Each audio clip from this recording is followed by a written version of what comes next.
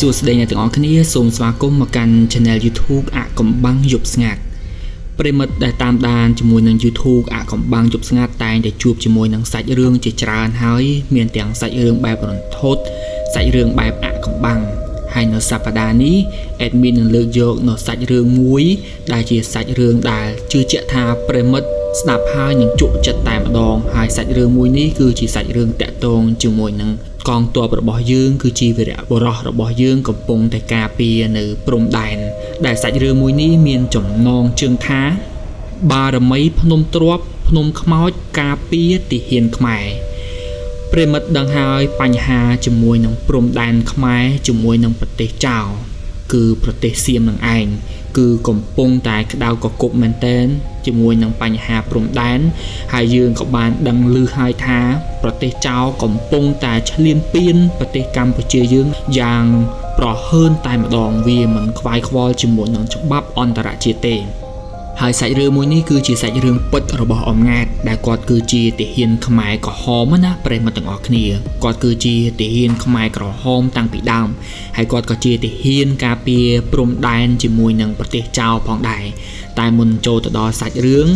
Admin សូមគោរពទៅដល់វីរៈកងទ័ពរបស់យើងដែលពលីជីវិតនិងសូមគោរពដឹងគុណទៅដល់វីរៈកងទ័ពរបស់យើងកំពុងតែការពារនៅព្រំដែនហើយសូមប្រិយមិត្តទាំងអស់គ្នាធ្វើការគោរពនិងដឹងគុណទៅដល់វីរៈកងទ័ពរបស់យើងដែលកំពុងតែការពារយ៉ាងមោះមុតនិងក្លាហាននៅឯសមរភូមិជួរមុខចំណែកឲ្យយើងជួរក្រោយគឺមានតែសាមគ្គីគ្នានិងលើកកម្លាំងចិត្តឲ្យគ្នាទៅវិញទៅមកជាពិសេសហ្នឹងគឺយើងបួងសួងទៅដល់បារមីគ្រប់ទិសទីដែលថែរក្សាដែនដីកម្ពុជាបារមីមេទ័ពគ្រប់ព្រះអង្គគឺជួយទៅដល់វីរៈកងទ័ពរបស់យើងគឺយកឈ្នះនៅខ្មាំងសត្រូវយកឈ្នះនៅចោលឈ្លានពានទឹកដីរបស់យើងគឺធ្វើយ៉ាងណាឲ្យខ្មាំងសត្រូវហ្នឹងគឺវិនិច្ឆ័យហាន់ហោចគឺអត់មានពូជមានអំបោទៀតទេប្រិយមិត្តទាំងអស់គ្នាអញ្ចឹងកុំឲ្យខាតពេលយូរ Admin ចូលទៅដល់សាច់រឿងយើងទាំងអស់គ្នាសាច់រឿងនេះគឺជាសាច់រឿងពិតរបស់អំណាចណាគាត់គឺជាទាហានខ្មែរក្រហមដែលជាអ្នកការពារនៅព្រំដែនគឺនៅភ្នំទ្រាប់និងភ្នំខ្មោចនឹងឯងប៉ុន្តែកាលហ្នឹងគឺគាត់កាន់ប្រចាំការគឺនៅភ្នំទ្រាប់ទេហើយរឿងនេះគឺបានមកពីបងធាព្រោះបងធាគឺជាក្មួយរបស់អំណាចនឹងឯងគាត់គឺជាក្មួយបង្កើតណាប្រិមិត្តទាំងអស់គ្នាអំណាចបើនិយាយទៅគាត់គឺជាទាហានមិនមែនត្រឹមតែជាទាហានលើទេគាត់គឺជាទាហានតាំងពីសម័យខ្មែរក្រហមម្លេះដែលគាត់ប្រយុទ្ធគ្នាជាច្រើនដងជាមួយនឹងចៅសៀមដែលវាឈ្លានពានមកលើទឹកដីកម្ពុជាហើយប្រិយមិត្តទាំងអស់គ្នាដឹងអត់ថាប្រទេសដែលឈ្លានពានប្រទេសយើងសពថ្ងៃគឺជាប្រទេសចៅនេះវាមិនមែនត្រឹមតែឈ្លានពាននៅឆ្នាំ2008នៅឆ្នាំ2025យើងនេះទេវាគឺឈ្លានពានយើងគឺច្រើនសតវត្សមកហើយនៅសតវត្សរឿងថ្មីនេះគឺវាឈ្លានពាននឹងក្រោមពីតិច10ដងទេហើយយើងក៏ឃើញដែរគឺនៅឆ្នាំ2025ចាប់ពីថ្ងៃទី24ខែកក្កដានេះគឺវាឈ្លានពានយើងគឺខ្លាំងមែនតើយើងត្រូវតែចងចាំទាំងអស់គ្នាណាប្រិមិត្តអញ្ចឹងចូលមកដល់អំណាចវិញគឺគាត់គឺជាទាហានខ្មែរក្រហមហើយបើនិយាយពីទាហានខ្មែរក្រហមគាត់គឺជាមនុស្សម្នាក់ដែលខ្លាំងមែនទែនគាត់មិនមែនធំខ្លាំងទៅលើវិធីសាស្ត្រប្រយុទ្ធទេគាត់ខ្លាំងមើលចិត្តសត្រូវដឹងគាត់ខ្លាំងអំពីភូមិសាស្ត្រនិងតំបន់ដែលគាត់ការពារណាហើយគាត់ថានៅពេលដែលគាត់បាញ់គ្នាជាមួយនឹងចៅឈ្លានពានផងជើងទាហានយើងម្នាក់សុទ្ធសឹងតែមានបារមីដូនតាជួយការពារហ្មងហើយជាពិសេសហ្នឹងគឺឲ្យតែទាហានអ្នកដែលកាន់នៅសច្ចធម៌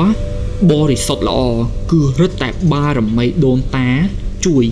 ជាពិសេសហ្នឹងគឺពពួកខ្មោចព្រាយនៅតាមព្រៃគឺចេញមកជួយកងទ័ពរបស់យើងហ្មងឲ្យតែពេលកងទ័ពរបស់យើងធ្វើការប្រយុទ្ធជាមួយនឹងចៅឈ្លានពានណាប្រិមិត្តគឺដឹងតែមានបារមីចេញមកជួយហ្មងហើយឲ្យតែវីរៈកងទ័ពយើងណាគាត់មានចិត្តបរិសុទ្ធល្អកាន់នៅសច្ចធម៌បានល្អគឺខ្មោចព្រាយបិសាចនៅក្នុងព្រៃហ្នឹងគឺតាមជួយនៅថ្ងៃមួយគឺជាថ្ងៃដែលបារមីភ្នំទ្រាប់ចូលទាហានម្នាក់ ដែលតាហ៊ានម្នាក់ហ្នឹងគាត់ឈ្មោះថាពុទ្ធឿនណាប្រិមិត្តទាំងអស់គ្នាតាមអ្វីដែលបងធាក៏បានបញ្ជាក់អង៉ែតបាននិយាយប្រាប់បងធាហើយបងធាក៏បាននិយាយមកប្រាប់មកកាន់ក្រុមការងារអកំបាំងជប់ស្ងាត់របស់យើងគាត់ថានៅថ្ងៃមួយហ្នឹងអ៊ំធឿនគាត់តែងតែយល់សពឃើញដូនចាស់ម្នាក់ហើយដូនចាស់ម្នាក់ហ្នឹងគឺតែងតែប្រាប់ថាឲ្យទៅលេងគាត់ផងកុំទុកគាត់ចោលហើយលើកទី1ឯងប្រិមិត្តទាំងអស់គ្នាដែលអ៊ំង៉ែតគាត់តែងតែយល់សពបែបហ្នឹងវាមិនមែនជាលើកទី1ទេគឺគាត់តែងតែយល់សពមកជារឿយគឺតែងតែឃើញដូនចាស់ម្នាក់ហ្នឹងគឺនិយាយប្រាប់អ៊ំង៉ែតហ្មងថាឲ្យទៅលេងគាត់ផងកុំទុកគាត់ចោលគាត់តែងតែយល់សព2-3ថ្ងៃម្ដងឬក៏3-4ថ្ងៃហ្នឹងទៅគាត់យល់សពឃើញដូនចាស់ហ្នឹងមកប្រាប់ថាឲ្យទៅលេងដូនចាស់ហ្នឹងយករបស់នេះមកឲ្យហូបរបស់នេះមកឲ្យហូបអញ្ចឹងណាប្រិមិត្តរបស់ផ្សេងផ្លែឈើក្នុងព្រៃអីអញ្ចឹងទៅនៅពេលដែលលើកទី2គឺគាត់យល់សពទីរៃម្ដងនេះគាត់ឃើញដូនចាស់ដែលស្លៀកពាក់សហ្នឹងគឺមកប្រាប់គាត់ថាឲ្យអ៊ំធឿនហ្នឹងហើយនឹងក្រុមរបស់អ៊ំធឿនហ្នឹងជួយធ្វើផ្ទះគាត់ផងអ្វីតាមការយល់សពណាថាឲ្យអ៊ំធឿនហ្នឹងជួយធ្វើផ្ទះឲ្យគាត់ផងព្រោះផ្ទះរបស់គាត់ហ្នឹងចាស់ហើយមិនក៏កូនឯងដើរកាត់នឹងរាល់ថ្ងៃមិនដែលចូលលេងគាត់អញ្ចឹងនេះតាមអ្វីដែលយល់សពដូនចាស់ហ្នឹងបញ្យល់សពប្រាប់អ៊ំធឿនណានៅក្នុងយល់សពហ្នឹងគាត់សួរនឹងយល់សពថាផ្ទះផនលោកតានៅណាពេលហ្នឹងលោកតាក៏បាននិយាយប្រាប់ថាផ្ទះផនលោកតាហ្នឹងគឺនៅខាងជើងផ្ទះកូនហ្នឹងនៅនឹងកន្លែងថ្ម2ដុំអញ្ចឹងប្រិមិត្តទាំងអស់គ្នាអ៊ំង៉ែតហើយអ៊ំធឿនហ្នឹងគឺគាត់នៅក្នុងកន្លែងទីប្រចាំការផងគាត់នៅខ្សែបន្ទាត់ព្រំដែនកន្លែងគាត់ធ្វើទីប្រចាំការយើងអាចនិយាយបានថាកន្លែងនាងដ្ឋានអីអញ្ចឹងណាអ៊ំធឿនហ្នឹងគឺលោកតាប្រាប់ថានៅខាងជើងកន្លែងគាត់ស្នាក់នៅរាល់ថ្ងៃហ្នឹងកន្លែងថ្ម2ដុំបន្ទាប់ពីដែលលោកតាបានប្រាប់ហើយហ្នឹងពុទ្ធឿនគាត់ក៏បានងើបពីយល់សពមកគាត់ក៏ភ្ញាក់ព្រឹកពុទ្ធឿនបានយករឿងរ៉ាវហ្នឹងទៅប្រាប់ពូង៉ែតដែលគាត់គេងសម្រាកជាមួយគ្នានៅកន្លែងបទីប្រចាំការផងគាត់នៅខ្សែបន្ទាត់ព្រំដែននៅភ្នំទ្របហ្នឹងណាប្រិមិត្តទាំងអស់គ្នាចឹងគាត់ក៏បានយករឿងរ៉ាវទាំងអស់យកមកប្រាប់ពូង៉ែតគាត់ថាគាត់តែងតែយល់សពឃើញដូនចាស់ម្នាក់មកប្រាប់គាត់ថាឲ្យទៅលេងផងគាត់នៅខាងជើងយើងនឹងឯងកន្លែងថ្ម2ដុំប្រិមិត្តទាំងអស់គ្នាអ្វីដែលពូង៉ែតបានប្រាប់ថាថ្ម2ដុំនៅខាងជើងហ្នឹងពិតជាមានមែនហើយកន្លែងថ្ម2ដុំហ្នឹងណាគឺជាកន្លែងថ្មនៅកន្លែងព្រៃដែលក្រាស់ថ្ម2ដុំហ្នឹងគឺវាធំហ្មងគាត់អាចដែរចូលកន្លែងហ្នឹងទេប៉ុន្តែគឺជាផ្លូវដែលគាត់ដើរយាមបាតតាមខ្សែបន្ទាត់ព្រំដែនហ្នឹងគឺជារៀងរាល់ថ្ងៃហ្នឹងឯងប៉ុន្តែថ្ម2ដុំហ្នឹងវាធំហើយព្រៃហាក់បីដូចជាវាណែនតាន់តាប់អញ្ចឹងណាព្រៃមកកញ្ញុបហ្នឹងហាក់បីដូចជាយើងនៅតាមបដាស្រែយើងមានដំបូកអញ្ចឹងកន្លែងហ្នឹងដូចគ្នាថ្មហ្នឹងគឺវាខ្ពស់តែវា2ដុំហ្នឹងទៅហើយវាមានព្រៃមានវល្លិអីដុះជុំវិញហ្នឹងពេលដែលយករឿងរ៉ាវហ្នឹងប្រាប់ពូង៉ែតក៏បានប្រាប់ទៅកាន់ពុទ្ធឿនវិញថាកន្លែងហ្នឹងតាមមើលទៅបើសិនជាតាមយល់សពហ្នឹងប្រហែលជាម្ចាស់ទឹកម្ចាស់ដីឬមួយក៏ជាអ្នកតាអីហើយដែលគាត់ប្រាប់មកអញ្ចឹងហើយមើលកន្លែងហ្នឹងទៅវាដូចជាទំនងមែនថាកន្លែងហ្នឹងជាកន្លែងទួលពីបុរាណកន្លែងគោរពវត្ថុស័ក្តិសិទ្ធិពីបុរាណមកណាប្រិមិត្តទាំងអស់គ្នានៅពេលដែលរឿងរ៉ាវហ្នឹងបាននិយាយគ្នានៅក្នុងយប់ហ្នឹងចប់សពគ្រប់ស្អែកហ្នឹងពូធឿនហើយនឹងពូង៉ែតហ្នឹងនឹងបបួលគ្នាទៅកន្លែងហ្នឹងហើយអញ្ចឹងនៅពេលដែលព្រឹកគឺបានមកដល់ពូធឿនហើយពូង៉ែតហ្នឹងគាត់ក៏អត់បាននិយាយប្រាប់ណាគេទៀតដែរពួកអីក៏គិតថាខ្លាចប្រាប់គេទៅគេអត់ជឿអីអញ្ចឹងទៅគាត់ពីអ្នកពូធឿនហើយពូង៉ែតហ្នឹងក៏បានយកកបិតមួយដើម្បីដើរសំដៅទៅកន្លែងទិសខាងជើងដើរសំដៅទៅកាន់កន្លែងថ្ម2ដុំពេលដែលពួកគាត់ធ្វើដំណើរទៅដល់កន្លែងថ្មហ្នឹងគាត់ឃើញថ្មហ្នឹង2ដុំមែនឃើញដូចកន្លែងអ្វីដែលគាត់យល់សពអញ្ចឹងហើយថ្ម2ដុំហ្នឹងណាប្រិមិត្តទាំងអស់គ្នាពូធឿនគាត់មើលទៅវាហាក់បីដូចជាកន្លែងអ្នកតាហ្មងពេលដែលគាត់ទៅដល់គាត់ទទួលបានអារម្មណ៍មួយថា ថាកន្លែងហ្នឹងច្បាស់ជាមានវត្ថុស័ក្តិសិទ្ធិឬក៏តាំងពីដើមមកជាកន្លែងដែលអីសីឬក៏អ្នកដែលមកធ្វើទុដងកន្លែងហ្នឹងហើយវាមើលទៅវាគឺទំនងតែម្ដងអញ្ចឹងពួកគាត់ពីរនាក់គឺអត់បង្អង់យូរទេដោយអារម្មណ៍របស់គាត់ហ្នឹងគាត់គិតថាកន្លែងហ្នឹងគឺជាវត្ថុស័ក្តិសិទ្ធិពូង៉ែតហើយនឹងពូធឿនក៏បាននាំគ្នាកាប់ឆ្កាព្រៃហ្នឹងហើយព្រៃហ្នឹងវាអត់មានអីជាធំប្រហែលទេគ្រាន់តែវារុំឡើងវល់ឡើងតោងទៅតាមថ្មហ្នឹងឯងគាត់បានកាប់ឆ្កាសម្អាតអស់រយៈពេល2ម៉ោងហ្នឹងឯងចាប់តាំងពីម៉ោង6កន្លះទៅដល់ម៉ោង8កន្លះជិត9ទើបគាត់បានស្កាហើយបានកាប់ឆ្កាព្រៃណាប្រិមិត្តទាំងអស់គ្នាអញ្ចឹងនៅពេលដែលគាត់កាប់ឆ្កាហើយអស់គាត់បានឃើញកន្លែងហ្នឹងវាទំនងគឺជាកន្លែងដែលជាទីសក្ការៈបូជាតាំងពីដើមមកពួកអីគាត់ឃើញកន្លែងហ្នឹងគឺថ្មហាក់បីដូចជាវារលីងមើលទៅគឺរូបរាងគឺជាកន្លែងដែលទីសក្ការៈបូជាតាំងពីដើមមកណាដោយសារតែអាចនឹងមានមនុស្សបោះបង់ទើបធ្វើឲ្យកន្លែងហ្នឹងវាមានព្រៃមានវល្លិរុំចិត្តឈឹងអញ្ចឹងទៅពួកគាត់ក៏បានស្កាប់ស្ការសម្អាតឲ្យអស់ក៏បានគោរពនឹងលុតជង្គង់អត់មានធូបទេគាត់ថាពេលហ្នឹងគឺគាត់បានបន់ស្រន់នឹងមាត់គាត់ថាបើសិនជាកន្លែងនេះពិតជាកន្លែងដែលលោកតាបានពយល់សពមែនឥឡូវកូនចៅបានកាប់ស្ការព្រៃកន្លែងនេះគឺស្អាតអស់ហើយអញ្ចឹងក៏សូមឲ្យអស់លោកឬក៏ម្ចាស់ទឹកម្ចាស់ដីលោកតាកន្លែងនេះជួយតាមថែរក្សាទៅដល់គាត់និងថែរក្សាទៅដល់វីរៈកងទ័ពរបស់យើងដែលនៅកន្លែងនេះនៅពេលដែលគាត់បានបន់ស្រន់បាននិយាយឲ្យអស់គាត់ពីអ្នកពុធឿនពូង៉ែតពុធឿនហ្នឹងក៏បានត្រឡប់មកវិញណាប្រិមិត្តនៅពេលដែលគាត់ត្រឡប់មកដល់កន្លែងសម្រាប់វិញគឺម៉ោងប្រហែលជា11ហើយគាត់ក៏អត់ទាន់ហូបអីដែរគាត់ក៏បានហូបទឹកហូបអីបាយក៏អត់ទាន់ហូបទេគាត់ហត់គាត់ក៏បានសម្រាកពុធឿនក៏បានប្រាប់ពូង៉ែតណានៅពេលដែលគាត់សម្រាកហ្នឹងគាត់ស្រាប់តែគាត់ឃើញតាម្នាក់អារបៀបយើងកំពុងតែដេកសលេវភ្នែកយើងនៅបើកសឹមគាត់បានឃើញតាម្នាក់ហ្មងប្រិមត្តទាំងអស់គ្នាគាត់ឃើញតាម្នាក់នោះគឺដើរមកចូលចិត្តគាត់ណាគាត់ថាគ្រាន់តែគាត់បើកភ្នែកសឹម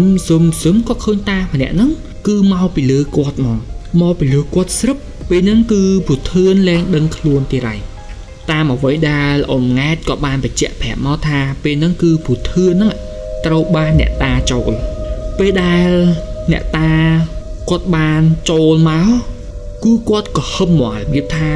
តែចូលមកគឺអត់កាចអីទេចូលមកដល់ពុធឿនងើបពីដេកហ្នឹងក្រេះគឺគាត់ពេនភ្នែនហ្មងគាត់ពេនភ្នែនវឹបគាត់ចាប់ផ្ដើមញ័រពេញខ្លួនហ្មងគាត់ចាប់ផ្ដើមញ័រពេញខ្លួនពុធឿនដែលវិញ្ញាណព្រលឹងរបស់លោកតាចូលហ្នឹងគឺយំហើយពូង៉ែតក៏បានស្ទុះមកក៏សួរថាកើតរឿងអីមែនសួរពុធឿនណាពេលហ្នឹងគឺពុធឿនវាគិតតែយំទេហើយគឺពេនភ្នែនបិទភ្នែកហ្មងពុធឿនយំបាននិយាយថាយំគាត់អរគុណពេលហ្នឹងវិញ្ញាណរបស់លោកតាចូលហ្នឹងគាត់ថាគាត់អរគុណហើយដែលកូនជួយសម្អាតកន្លែងឲ្យគាត់គឺគាត់ពិតជាអរគុណមែនដែលកូនអត់បោះបង់គាត់ចោលគេបោះបង់គាត់ចោលយូរហើយគាត់អត់មានកន្លែងនៅទេគាត់យំហ្មងគាត់ថាកូនបានកូនហ្នឹងជួយសម្អាតកន្លែងឲ្យគាត់ហើយវិញ្ញាណរបស់លោកតាហ្នឹងបានប្រាប់ថាឲ្យពុធឿនឲ្យបងប្អូនវីរៈកងទ័ពទាំងអស់គ្នាហ្នឹងឲ្យធូបនិងគោរពដល់គាត់គឺជាម្ចាស់ទឹកម្ចាស់ដីគាត់គឺជាម្ចាស់ភ្នំដែលថែរក្សានៅភ្នំទ្រាប់នឹងឯងគឺឲ្យគាត់នឹងគោរពបូជាបើសិនជាមានរបស់អីសែនគឺដាក់ឲ្យគាត់អញ្ចឹងទៅបើអត់មានក៏អត់អីដែរប៉ុន្តែសំខាន់គឺឲ្យទៅគោរពបូជាគាត់ទៅកុំចោលកន្លែងគាត់យូរពេកជាពិសេសនឹងបណ្ដាំរបស់ម្ចាស់ភ្នំគឺលោកតានឹងឯងគាត់បានប្រាប់ថាឲ្យបងប្អូនវីរៈកងទ័ពរបស់យើងហ្នឹងគឺប្រយ័ត្នខ្លួនមែនទែនគឺឲ្យប្រយ័ត្នខ្លួនណាដោយសារតែពេលនេះគឺប្រទេសជិតខាងប្រទេសចៅហ្នឹងលោកតាថាប្រទេសសៀមហ្នឹងពួកវាកំពុងតែមានសភាពអត់ស្រួលហើយវាកំពុងតែរៀបគម្រោងចង់បានទឹកដីចង់បាននៅភ្នំនឹងផ្ទាល់ហ្មងពេលហ្នឹងគឺលោកតាគាត់បាននិយាយច្បាស់ហ្មងគាត់បាននិយាយប្រាប់ទៅដល់ពុធឿននិងបងប្អូនវីរៈកងទ័ពហ្នឹងណានៅពេលដែលលោកតាបានចូលនិយាយផ្ដាំអីហើយអស់ ឲ្យមានការប្រយ័ត្នខ្លួនវិញ្ញាណរបស់លោកតាហ្នឹងក៏បានចេញទៅបាត់ទៅហើយចំណែកឯពូធឿនគាត់ក៏បានសន្លប់មកផ្លេតគាត់ក៏បានដឹងខ្លួនអញ្ចឹងនៅពេលដែលលោកតាចេញអស់គឺបងប្អូនវរៈកងទ័ពនៅកន្លែងហ្នឹងគឺគាត់ជំនឿមុខងំហ្មងគាត់ជំនឿគោរពបូជាទៅដល់កន្លែងថ្មពីរដុំហ្នឹងថ្មធំពីរដុំដែលពូធឿនហើយពូង៉ែតបានទៅសម្អាតហ្នឹងគឺបងប្អូនវរៈកងទ័ពពេលហ្នឹងពូង៉ែតក៏និយាយប្រាប់ថាបងវរៈកងទ័ពអ៊ំវរៈកងទ័ពទៀតគឺឲ្យទៅដល់កន្លែងហ្នឹងគឺនឹងតែលើកដៃប្រណម្យហើយឲ្យជាម្ចាស់ទឹកម្ចាស់ដីនៅទីហ្នឹងគឺថែរក្សាហ្មងហើយមិនមែនតែប៉ុណ្្នឹងទេណាប្រិមត្តទាំងអស់គ្នាអ៊ំង៉ែតហើយអ៊ំធឿនណាគឺគាត់តែងតែឃើញហ្មងគឺឃើញភ្លើងធំគឺហោះចេញពីកន្លែងថ្មពីរដុំហ្នឹងនៅពេលយប់ឲ្យតែយប់ថ្ងៃសិលគឺនឹងតែមានភ្លើងប្រហែលជា3 4ហាក់បីដូចជាហោះមកហោះពីទិសខាងត្បូងខាងជើងគឺហោះមកចូលកន្លែងថ្មពីរដុំហ្នឹងហាក់បីដូចជាតាដូចថ្ងៃសិលគាត់មកសមាធិគាត់មកប្រជុំគ្នាអីចឹងឲ្យតែរៀងរាល់ថ្ងៃសិលគឺតែងតែឃើញហ្មងភ្លើងប្រហែលជា4ឬក៏5គឺហោះចូលមកកន្លែងថ្មពីរដុំហ្នឹងឯងអញ្ចឹងគឺបងប្អូនវរៈកងទ័ពលោកពូលោកអ៊ំនៅកន្លែងហ្នឹងគឺគាត់មានជំនឿមុះមុតទៅលើបារមីភ្នំទ្របហើយនឹងភ្នំខ្មោចហ្នឹងហ្មងព្រោះគាត់ជឿថាបារមីគឺគាត់ទំនាក់ទំនងគ្នាឲ្យតែពេលមកដល់ថ្ងៃសិលគឺដឹងតែមានភ្លើងហោះចេញមកហើយហោះមកដូចថាយើងប្រជុំគ្នាអញ្ចឹងណាមកដល់ថ្ងៃមួយប្រិមត្តទាំងអស់គ្នាគឺជាថ្ងៃដែលបងប្អូនវរៈកងទ័ពយើងប្រយុទ្ធជាមួយនឹងសៀមជាមួយនឹងអាចោឈ្លានពានទឹកដីយើងនឹងឯងចឹងប្រិមត្តទាំងអស់គ្នានៅពេលដែលថ្ងៃប្រយុទ្ធហ្នឹងណាខ្ញុំអាចសូមនិយាយទៅមុនអាយុហ្នឹងបន្តិចនៅយុគមុនហ្នឹងបន្តិចពូធឿនថាសភាពនៅក្នុងព្រៃហ្នឹងណាហាក់បីដូចជាឲ្យដំណឹងទៅដល់វរៈកងទ័ពយើងមុនអញ្ចឹងគាត់ថានៅយុគហ្នឹងណាអាយុក្រកន្លងមកវាស្ងប់ស្ងាត់ទេប៉ុន្តែនៅដែលយុគស្អែកឡើងត្រូវចោលឈ្លានពានហ្នឹងនៅពេលយុគហ្នឹងហាក់បីដូចជាម្ចាស់ព្រៃឬក៏ព្រលឹងដូនតាយើងគឺបានប្រាប់មុនអញ្ចឹងគាត់ថាក្នុងព្រៃពេលហ្នឹងគឺជាធម្មតាពួកគាត់តែងតែឃើញភ្លើងហោះទៅហោះមកគឺនៅថ្ងៃសិលប៉ុន្តែថ្ងៃហ្នឹងគឺអត់ចំថ្ងៃសិលទេនៅយុគហ្នឹងគឺពួកគាត់ឃើញភ្លើងណាប្រិមត្តទាំងអស់គ្នាគាត់ថាគាត់ឃើញភ្លើង4 5ហោះនៅក្នុងព្រៃហាក់បីដូចយើងមើលទៅគឺភ្លើងគោមអញ្ចឹងណាគឺហោះទៅហោះមកហោះទៅហោះមកឲ្យភ្លើងហ្នឹងគឺប៉ិនគោមហ្នឹងឯងពេលហ្នឹងបងវរៈកងទ័ពយើងផ្សេងចាប់ផ្ដើមចាប់អារម្មណ៍គ្រប់គ្នាហ្មងគាត់ថាភ្លើងនេះគឺជាភ្លើងអីដែលមើលទៅហាក់បីដូចជាភ្លើងគោមអញ្ចឹងគាត់គ្រាន់តែឃើញសភាពការហ្នឹងអ្នកខ្លះក៏គេថាគឺជាសញ្ញាចោលឈ្លានពានវាចាប់ផ្ដើមធ្វើសកម្មភាពបងទាហានខ្លះទៀតក៏គាត់ថាលោកអ៊ំទាហានខ្លះទៀតគាត់ថាគឺជាសញ្ញាដែលភ្លើងអ្នកតាហើយភ្លើងហ្នឹងគឺពណ៌ខៀវហ្មងពណ៌ខៀវគាត់ថាប៉ិនយើងប្រហោះគោមប្រិមិត្តឃើញគោមយើងប្រហោះគឺប្រហែលជា5 6ហោះគឺក្នុងព្រៃហ្នឹងហ្មងហើយចំណែកឯក្នុងព្រៃពេលហ្នឹងសត្វតូចសត្វធំអាសត្វចាបអីហ្នឹងគឺវាជាជីបដូចហាក់ដូចជាផ្អើលដូចចម្លែកហាក់បីដូចជាមានមនុស្សកំពុងតែដើរលុកនៅក្នុងព្រៃហ្នឹងចឹងគឺសភាពព្រៃពេលហ្នឹងគឺវាអត់ល្អអញ្ចឹងបងប្អូនវាកងទ័ពអ៊ំធឿនថាគឺពួកគាត់ចាប់ផ្ដើមប្រុងការហ្មងដោយសារតែវាចម្លែកពេកអញ្ចឹងស្រាប់តែស្អែកឡើងស្រាប់តែមានសភាពការអត់ស្រួលទេចោពួកអាចោឈ្លានពានគៀមឈាមខ្មែរយើងគឺវាចាប់ផ្ដើមធ្វើចលនាចល័តទ័ពបានវាអញ្ចឹងពួកគាត់អ៊ំទាហានរបស់យើងពូធឿនពូងាចាប់ផ្ដើមពួកគាត់ចល័តទ័ពដែរនៅពេលដែលរឿងរ៉ាវព្រំដែននឹងចាប់ផ្ដើមក្តៅកគុកចាប់ផ្ដើមមានសម្លេងកំភ្លើងបាញ់ទៅបាញ់មកពេលហ្នឹងអ៊ំង៉ែតហើយនឹងអ៊ំធឿនគឺគាត់ចាប់ផ្ដើមនឹកឃើញទៅដល់គុណបារមីដូនតាម្ចាស់ទឹកម្ចាស់ដីហ្មងគឺគាត់ចាប់ផ្ដើមអុជធូបនៅកន្លែងគាត់សម្រានហ្នឹងគាត់អុជធូបហ្មងគាត់ចាប់ផ្ដើមអុជធូបនឹកគុណទៅដល់ម្ចាស់ទឹកម្ចាស់ដីដូនតាទាំងអស់ជាពិសេសបារមីដែលថែរក្សានៅភ្នំទ្រប បារមីដែលថែរក្សានៅភ្នំខ្មោចគាត់ថាឲ្យធ្វើយ៉ាងណាឲ្យគាត់នឹងយកឈ្នះនៅខ្មាំងសត្រូវធ្វើយ៉ាងណាឲ្យដូនតានឹងគឺចេញមកជួយបន្ទាប់ពីដែលគាត់បានអុជធូបបែបនហើយអស់គាត់ក៏បានធ្វើការដើរចល័តណាប្រិមិត្តទាំងអស់គ្នាគាត់បានទៅតាមកន្លែងគោលដៅរបស់គាត់រៀងខ្លួនអញ្ចឹងសំឡេងកំភ្លើងគឺចាប់ផ្ដើមតតាំងគ្នាហើយចាប់ផ្ដើមតតាំងគ្នាមែនតើនៅពេលដែលយប់ពួកគាត់ធ្វើការបាញ់ច្បាំងតទល់គ្នាហ្នឹងណានៅយប់ហ្នឹងគឺភ្លើងម្ដងហ្នឹងមិនមែនចេញមក 4-5 ទៀតទេសំឡេងកំភ្លើងវាចេះតែបានពលឺឡើងពេញព្រៃចំណែកឯជើងទាហានដើរស្មើជើងរបស់អាចោសៀមហ្នឹងវាចាប់ដើមសម្រុកចូលមកហ្មងហើយបងប្អូនលោកពូលោកអ៊ំវរៈកងទ័ពអ៊ំង៉ែតចាប់ដើមតទល់ហ្មងគាត់តទល់បដាគាត់បានឃើញភ្លើងម្ដងហ្នឹងមិនមែន 5-6 ភ្លើងម្ដងហ្នឹងប្រហែលជាជិត20ភ្លើងតែអត់សូវធំទេភ្លើងដែលធំហ្នឹងប្រហែលជា 5-6 ប៉ុន្តែភ្លើងទូចប៉ុនក៏ដៃគូច្រើនពេញព្រៃហ្មងគូបាច់ព្រាកដូចយើងបាញ់កភ្លើងបាច់ផ្កាភ្លើងព្រាកគាត់ថាពេលហ្នឹងអញ្ចឹងគាត់ថាគាត់គិតប្រហែលជាភ្លើងដែលធំហ្នឹងណាគឺជាបារមីមេតបឬក៏បារមីម្ចាស់ភ្នំហើយចំណែកឯភ្លើងទូចហាក់បីដូចជាទាហានខ្មោចដែលកំពុងតែមកជួយមកដល់កងទ័ពផងយើងហ្មងគាត់ថាពេលហ្នឹងគឺគាត់បាញ់បដាប្រិមិត្តទាំងអស់គ្នាគាត់មើលហ្មងភ្លើងហ្នឹងព្រាកដូចជាភ្នែកបន្ទោអញ្ចឹងណាវាព្រាកជ្រិចមួយខ្សែទៅតាមព្រៃហ្មងគាត់ថាដូចជាកភ្លើងដែលគេបាញ់ផាវដែលយើងបាញ់ព្រាកគាត់ថាពេលហ្នឹងគឺភ្លើងបាច់ផ្កាភ្លើងគឺពេញព្រៃហ្មងគាត់ចាប់ផ្ដើមតទល់បាញ់ជាមួយទាហានសៀបទាហានចៅគាត់ថាគាត់បាញ់គាត់ម្នាក់ឯងណាប្រិមិត្តទាំងអស់គ្នាគឺគាត់បាញ់ជាមួយនឹងអាចោឈ្លាមពានប្រហែលជាជិត20នាក់នឹងឯងគាត់ថាពេលហ្នឹងគឺគេដាក់មកគាត់ម៉ាំងអញ្ចឹងទៅគាត់ពេលហ្នឹងគឺគាត់អត់តទេគាត់ចាំស្ដាប់កភ្លើង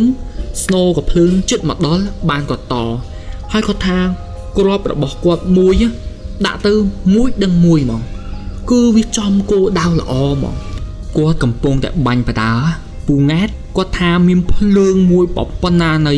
ប្រហែលជាប៉ុណ្ណគោហ្មងហើយឲ្យឡើងខៀវបំប្រងគឺនៅលើក្បាលគាត់នឹងឯងគឺនៅលើក្បាលហាក់បីដូចជាមាននរណាម្នាក់កំពុងតែតាមជួយគាត់អញ្ចឹងណាហើយភ្លើងហ្នឹងគឺនៅលើក្បាលគាត់នៅពេលហ្នឹងទាហានចៅហ្នឹងវាសម្រុកមកភ្លើងហ្នឹងក៏បានហោះទៅដេញហ្មងគាត់ថាភ្លើងហ្នឹងដេញហ្មងប្រិមិត្តអស់គ្នាគ្រាន់តែភ្លើងហ្នឹងហោះទៅពួកអាចោឈ្លាមពីហ្នឹងវារត់តសាច់ពេញព្រៃហ្មងពេលហ្នឹងសំឡេងរបស់ពួកវានិយាយជាភាសាថៃតាមអ្វីដែលពូង៉ែតបាននិយាយប្រាប់មកកាន់បងធាវានិយាយជាភាសាថៃដោយសារតែលោកពូក៏ចេះភាសាហ្នឹងដែរគឺពួកវាបានស្រែកប្រាប់ថាទាហានខ្មែរគឺខ្លាំងមែនទែនគឺបាញ់អត់មុតទេហើយបាញ់ក៏អត់ធ្លុះដែរពួកវាលេងអាគមឲ្យពួកគ្នាវាហ្នឹងគឺដកថយទៅក្រោយពួកវាលេងអាគមខ្លាំងណាពួកវាប្រើពពួកព្រៃបិសាចឲ្យមកច្បាំងជាមួយយើងចឹងទៅពេលហ្នឹងសំឡេងរបស់ពួកវាគឺស្រែកពេញព្រៃហ្មងអាំដុំដែលធ្វើការបាញ់តទល់ជាមួយគាត់ហ្នឹងហ្មងពូង៉ែតគាត់ជួបភ្លើងបែបហ្នឹងចំណែកឯពូធឿនវិញពូធឿនគាត់ទៅកន្លែងគោដៅផ្សេងគ្នាពូធឿនគាត់ថាគាត់អត់មានភ្លើងធំមកជួយគាត់ទេគាត់ថាពេលហ្នឹងភ្លើងដូច7ពេកអញ្ចឹងព្រាកគូនៅជុំវិញខ្លួនរបស់គាត់អញ្ចឹងគឺព្រាកគឺការពារគាត់ណាពូធឿនគាត់ថាភ្លើងហ្នឹងគឺការពារគាត់ហ្មងគាត់ថាគាត់បាញ់តទល់ចំណែកឯភ្លើងហ្នឹងគឺវាព្រាកហើយខ្មាំងសត្រូវអាខ្មាំងចោលហ្នឹងគឺបាញ់ពូធឿនហ្នឹងគឺបាញ់អត់ត្រូវទេប្រិមិត្តជុំពូធឿនគាត់អារម្មណ៍របស់គាត់ពេលហ្នឹងគឺគាត់និយាយអត់ត្រូវពេលហ្នឹងចោលឈ្លាមពីហ្នឹងគ្នាវាច្រើនបានមករុំពាត់ពូធឿនថាគាត់ក៏ផ្ដល់តម្រេះដែរគាត់ក៏បានយកដីរបស់យើងហ្នឹងគាត់បានចាប់មកក្តាប់មកគាត់បាននឹកឃើញហ្មងដោយសារតែពេលហ្នឹងគាត់បាញ់ម្នាក់ឯងគឺបាញ់អត់ តទល់អត់ឈ្នះទេដោយសារពួកវាប្រហែលជាមានគ្នាច្រើនគាត់គិតថាអាចនឹង20នាក់គឺពាត់ជុំវិញគាត់អស់ហើយសំលេងក៏ភ្លើងស្នូក៏ភ្លើងហ្នឹងពាត់ជុំវិញគាត់អស់ហើយគឺគាត់នៅក្នុងរណ្ដៅប្លង់សេនឹងឯងគាត់ថាគាត់ដល់ពេលហ្នឹងគឺគាត់តល់តម្រេះគាត់ចាប់ដៃដីមួយដៃហ្នឹងមកគាត់បួងសួងហ្មងគាត់ថាគាត់នឹកគុណដល់ដូនតាដែលថែរក្សានៅភ្នំនេះដូនតាដែលថែរក្សានៅដីភ្នំមួយនេះជាពិសេសគាត់នឹកគុណទៅដល់គុណឪពុកម្ដាយរបស់គាត់បើសិនទឹកដោះម្ដាយគាត់ថ្លៃមែនសូមឲ្យគាត់យកដីនេះរោយមកលើក្បាលរបស់គាត់ណាកុំឲ្យខ្មាំងសត្រូវនឹងបាញ់គាត់ត្រូវហើយកុំឲ្យខ្មាំងសត្រូវនឹងមើលគាត់ឃើញហើយគាត់បួងសួងទៅដល់នាងហ៊ីងពធរនីដែលជាម្ចាស់ការពារទឹកដីគឺគាត់បួងសួងហ្មងគាត់ពេលហ្នឹងគាត់បួងសួងអស់ទៅដល់ដីមួយក្តាប់ហ្នឹងគាត់បួងសួងហើយគាត់យកដីមួយក្តាប់គាត់ហ្នឹងប្រិមត្តទាំងអស់គ្នាគាត់ថាគាត់រោយទៅលើក្បាលរបស់គាត់ហ្មងហើយគាត់ក្រាបចុះអញ្ចឹងសំឡេងកំភ្លើងពេលហ្នឹងគឺមកចិត្តគាត់ហើយគាត់ឮសំឡេងរបស់ពួកអាចោឆ្លៀមពៀនហ្នឹងនិយាយនៅក្បែរគាត់ប៉ុន្តែមើលក៏អត់ឃើញទេដោយសារគាត់ក្រាបនៅក្នុងរណ្ដៅមួយហ្នឹងរណ្ដៅប្លង់សេសម្រាប់គាត់បាញ់ហ្នឹងគាត់ថាពេលហ្នឹងប្រហែលជាបារមីដូនតាដែលគាត់បន់គុណឪពុកម្ដាយទឹកដោះម្ដាយគាត់ថ្លៃហើយដីមួយក្តាប់ហ្នឹងគាត់បន់ហើយគាត់យកមករោយលើក្បាលរបស់គាត់បានជាពួកហ្នឹងមើលអត់ឃើញគាត់ថាសំឡេងពួកហ្នឹងគឺនៅឈរជុំវិញគាត់ហ្នឹងហ្មងដែលនិយាយជាភាសាចោថាអត់មានឃើញអីទេពួកវាក៏បានបែកញែកគ្នាទៅវិញពុទ្ធឿនគាត់ក៏បានងើបពីរណ្ដៅហ្នឹងគាត់ចាប់ផ្ដើមរត់កន្លែងមានសុវត្ថិភាពដើម្បីបាញ់តទល់ជាមួយនឹងចោឆ្លៀនពៀននឹងឯងអញ្ចឹងប្រិមត្តទាំងអស់គ្នាតាមអ្វីដែលពុទ្ធឿននិងពូង៉ែតបានបញ្ជាក់មកគឺបារមីដូនតាបារមីម្ចាស់ទឹកម្ចាស់ដីនៅភ្នំទ្របភ្នំខ្មោចពិតជាជួយទៅដល់វីរៈកងទ័ពយើងមែននៅពេលណាដែលមានបញ្ហាពពួកចោនរកអត់ចាប់ជាតិឆ្លៀនពៀនទឹកដីគឺតែងតែមានបារមីដូនតាហើយអ្វីដែលគាត់ជឿបំផុតគឺដីនឹងហើយនៅពេលដែលយើងមានអាសន្នណាសំបីតែចាស់ពីដើមក៏បាននិយាយមកដែរនៅពេលដែលយើងមានអាសន្នដីមួយក្តាប់ហ្នឹងគឺយើងអាចចាប់មកហើយនឹកដល់គុណឪពុកម្ដាយគុណដីគុណនាងហ៊ីងពធរនីម្ចាស់ទឹកម្ចាស់ដីរោយមកលើក្បាលយើងមកគឺអាចជួយទៅដល់ការពារខ្មាំងសត្រូវបានហើយគឺមើលខ្មាំងសត្រូវគឺមើលអត់ឃើញទេនេះគឺជាក្បួនកងទ័ពរបស់យើងបាននិយាយប្រាប់ចឹងអេដមីនពិតជាអរគុណមែនតែនទៅដល់វីរៈកងទ័ពរបស់យើងដែលបច្ចុប្បន្នពេលនេះអេដមីនកំពុងតែនិយាយបងប្អូនវីរៈកងទ័ពនិយាយមួយម៉ាត់ថាគឺជាវីរៈអង្គអាចក្លាហានរបស់យើងកំពុងតែនៅជួរមុខកំពុងតែការពារពីពពួកចោឆ្លៀនពៀននឹងឯងហើយពួកគាត់បានការពារនៅព្រំដែនរបស់យើងយ៉ាងម៉ឺងម៉ាត់យ៉ាងអង់អាចបំផុតដែលបច្ចុប្បន្ននេះគឺពួកចោអត់ទាន់បានយកអ្វីដីរបស់យើងសំបីតែ1មីលីម៉ែត្រក៏ពួកវាអត់យកបានដែរនេះដោយសារតែវីរៈកងទ័ពរបស់យើងវីរៈកងទ័ពដ៏អង់អាចក្លាហានរបស់យើងគឺការពារយ៉ាងម៉ឺងម៉ាត់និងកម្លាំងស្មារតីរបស់ពួកគាត់អញ្ចឹងពួកយើងគឺជាកងទ័ពជួរក្រោយគឺជាអ្នកសមរភូមិជួរក្រោយគឺយើងមានតែធ្វើអ្វីដែលអាចធ្វើទៅបានដូចជាការបរិច្ចាគនៅសម្ភារៈផ្សេងបរិច្ចាគនៅម្ហូបអាហារទៅដល់ជនភៀសសឹករបស់យើងបរិច្ចាគទៅដល់បងវីរៈកងទ័ពរបស់យើងជាពិសេសក្នុងនាមយើងជាប្រជាពលរដ្ឋជាកម្លាំងជួរក្រោយយើងត្រូវតែជឿជាក់យ៉ាងមោះមុតទៅដល់បងវីរៈកងទ័ពរបស់យើងកំពុងតែការពារព្រំដែនការពារទឹកដីរបស់យើងហើយយើងនឹងជឿជាក់នៃការដឹកនាំរបស់រាជរដ្ឋាភិបាលរបស់យើងគ្រប់គ្នាយើងកុំមើលព័ត៌មានណាដែលបំពុលព័ត៌មានណាដែលធ្វើឲ្យយើងបាក់នៅស្មារតីព្រោះអីពេលនេះគឺពួកដែលឆ្លៀនពៀនទឹកដីរបស់យើងវាកំពុងតែធ្វើព័ត៌មានคล้ายយើងត្រូវតែមានការជឿជាក់ទៅដល់បងវីរៈកងទ័ពរបស់យើងចឹងជាចុងក្រោយនេះអេដមីនមានតែលើកម្រាមដៃ10បួងសួងទៅដល់វត្ថុស័ក្តិសិទ្ធិអង្គទសបារមីដែលថែរក្សាទឹកដីដែនដីកម្ពុជាទសបារមីគ្រប់ព្រះអង្គទសបារមីព្រះមហាក្សត្រគ្រប់ចំនួនជាពិសេសទសបារមី វីរក្សត្រត្រកូលវរ្ម័នដែលជាត្រកូលដែលអង្គអាចក្លាហានដឹកនាំការពារទឹកដីដែនដីនៃប្រជាជាតិកម្ពុជា